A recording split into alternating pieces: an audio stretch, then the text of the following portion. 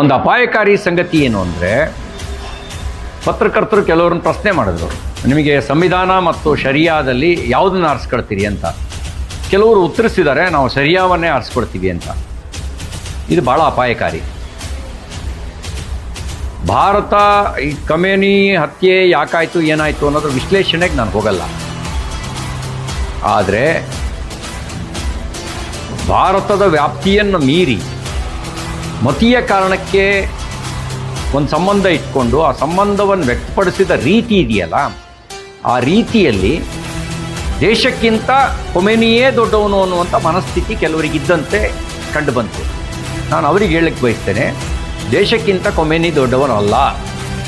ನೀವು ದೇಶಕ್ಕಿಂತ ಖೊಮೇನಿ ದೊಡ್ಡವನು ಅಂತ ಭಾವಿಸಿರೋದೇ ನಿಮ್ಮ ದೌರ್ಬಲ್ಯ. ಮತ್ತು ನೀವೆಲ್ಲರೂ ಸಂವಿಧಾನದ ಅಡಿಯಲ್ಲಿ ನಿಮ್ಗೆ ಅಧಿಕಾರ ಸಿಕ್ಕಿದೆ, ನಿಮ್ಗೆ ಹಕ್ಕು ಸಿಕ್ಕಿದೆ. ನಿಮಗೆ ಸಂವಿಧಾನವೇ ಬೇಡ ಅಂತ ಅನ್ನೋದಾದರೆ, ನಿಮಗೆ ಸರಿಯಾವೇ ಮುಖ್ಯ ಅನ್ನೋದಾದರೆ, ಸಂವಿಧಾನ ಮುಖ್ಯ ಅಲ್ಲ ಅಂತ ಅನ್ಸೋದಾದರೆ, ನೀವು ಭಾರತೀಯರು ಅಂತ ಅನ್ಸ್ಕೊಳ್ಳೋಕ್ಕೂ ಕೂಡ ಯೋಗ್ಯತೆಯನ್ನು ಕಳ್ಕೊಳ್ತೀರಿ. ಸಂವಿಧಾನವನ್ನು ಯಾರು ಒಪ್ಕೊಳ್ತೀರಿ ಅವ್ರು ಮಾತ್ರ ಭಾರತೀಯರಾಗುವಂಥ ಯೋಗ್ಯತೆಯನ್ನು ಉಳಿಸ್ಕೊಳ್ತೀರಿ. ಸಂವಿಧಾನ ಒಪ್ಕೊಳ್ಳದೇ ಇದ್ದವರು ನೀವು ಭಾರತೀಯರಾಗುವಂಥ ಯೋಗ್ಯತೆಯನ್ನೇ ನೀವು ಉಳಿಸ್ಕೊಳ್ಳೋಕೆ ಸಾಧ್ಯ ಇಲ್ಲ. ಒಂದು ಅಪಾಯಕಾರಿ ಸಂಗತಿ ಏನು ಅಂದರೆ, ಪತ್ರಕರ್ತರು ಕೆಲವರನ್ನು ಪ್ರಶ್ನೆ ಮಾಡಿದ್ರು, ನಿಮಗೆ ಸಂವಿಧಾನ ಮತ್ತು ಶರಿಯಾದಲ್ಲಿ ಯಾವುದನ್ನು ಆರಿಸ್ಕೊಳ್ತೀರಿ ಅಂತ. ಕೆಲವರು ಉತ್ತರಿಸಿದ್ದಾರೆ, ನಾವು ಶರಿಯಾವನ್ನೇ ಆರಿಸ್ಕೊಳ್ತೀವಿ ಅಂತ. ಇದು ಭಾಳ ಅಪಾಯಕಾರಿ. ಭಾರತ ಈ ಖಮೇನಿ ಹತ್ಯೆ ಯಾಕಾಯಿತು ಏನಾಯಿತು ಅನ್ನೋದ್ರ ವಿಶ್ಲೇಷಣೆಗೆ ನಾನು ಹೋಗಲ್ಲ. ಆದರೆ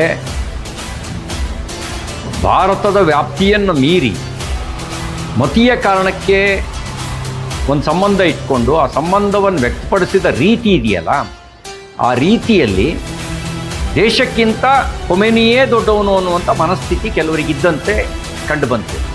ನಾನು ಅವರಿಗೆ ಹೇಳಕ್ಕೆ ಬಯಸ್ತೇನೆ, ದೇಶಕ್ಕಿಂತ ಖೊಮೇನಿ ದೊಡ್ಡವನು ಅಲ್ಲ. ನೀವು ದೇಶಕ್ಕಿಂತ ಖೊಮೇನಿ ದೊಡ್ಡವನು ಅಂತ ಭಾವಿಸಿರೋದೇ ನಿಮ್ಮ ದೌರ್ಬಲ್ಯ.